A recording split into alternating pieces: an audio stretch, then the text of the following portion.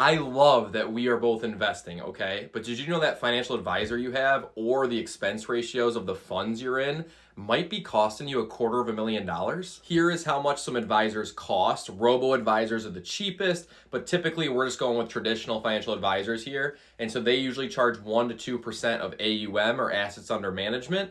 And so that might affect your portfolio a bit. Additionally, sometimes the stuff you invest in or your advisor tells you to invest in has high expense ratios. Right here at the bottom, active mutual funds can be 0.5% all the way to 2%, again, affecting your portfolio. Let's show you the numbers. We are going to assume the individual in this scenario invests $500 per month, earns 10% interest, and does it for 30 years. So everything is the same, okay? Here's the difference. The first one, we have an advisor that charges 1% AUM.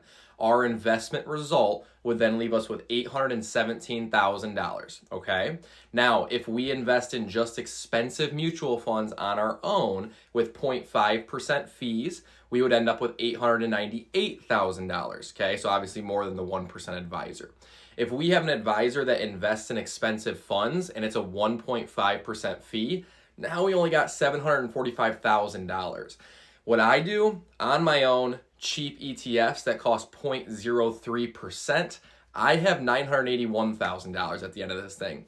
Everything was equal, just the fees were different. Now, I know that the investment side is not all that advisors do for you, okay? I understand that. But I just want you to be aware of what those expenses are costing you on the expense ratio side and on the financial advisor side, okay? Up to $250,000. That's a big difference. That's a lot of money for people that are trying to squeeze pennies and make sure that their money goes further and so they don't have to work anymore, okay? That's what Everyday Finance is about. That's what today is about. Financial advisor fees, expense ratio fees. You know I won't be using a lot of those, but that's just me, all right? Chris Lee, Everyday Finance. I will see you in the next one.